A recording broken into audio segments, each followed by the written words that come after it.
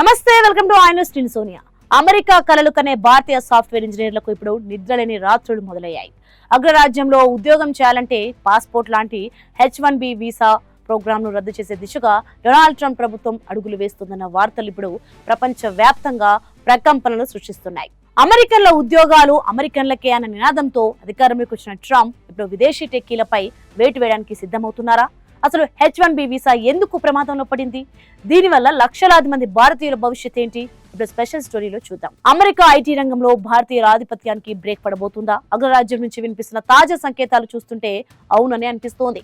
ప్రతి ఏటా వేల సంఖ్యలో భారతీయ టెక్కీలు అమెరికా వెళ్లడానికి ఆధారపడే H-1B వీసా ప్రోగ్రాంను పూర్తిగా నిలిపివేయడం లేదా అత్యంత కఠినమైన నిబంధనలు విధించడంపై ట్రంప్ యంత్రాంగం సీరియస్ చర్చలు జరుపుతోంది. దీనికి ప్రధాన కారణం విదేశీయుల వల్ల అమెరికన్ల ఉపాధి అవకాశాలు దెబ్బతింటున్నాయని ట్రంప్ గట్టిగా నమ్మడమే. ట్రంప్ మొదటి విడత పాలనలో కూడా H-1B వీసాలపై అనేక ఆంక్షలు విధించారు. ఇప్పుడు రెండోసారి అధికారంలోకి వచ్చాక మెరిట్ బేస్డ్ ఇమ్మిగ్రేషన్ పేరుతో కొత్త విధానాన్ని తేవాలని ఆయన యోచిస్తున్నారు. దీనివల్ల లాటరీ పద్ధతిలో వీసాలు రావడం ముగిసిపోవచ్చు.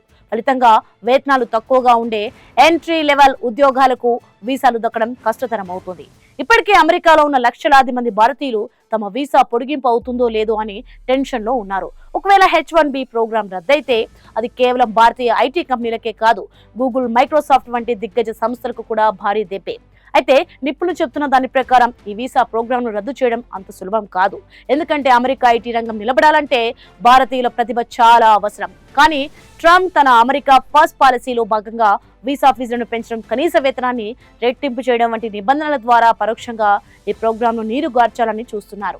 ఇక ఇప్పటికే వలసదారులపై కఠినంగా వ్యవహరిస్తున్న ట్రంప్ సర్కార్ ఇప్పుడు H-1B వీసా హోల్డర్ల జీవితాలతో ఎలాంటి గేమ్ ఆడబోతుందో అని టెక్కీ ప్రపంచం ఉత్కంఠగా ఎదురు చూస్తుంది.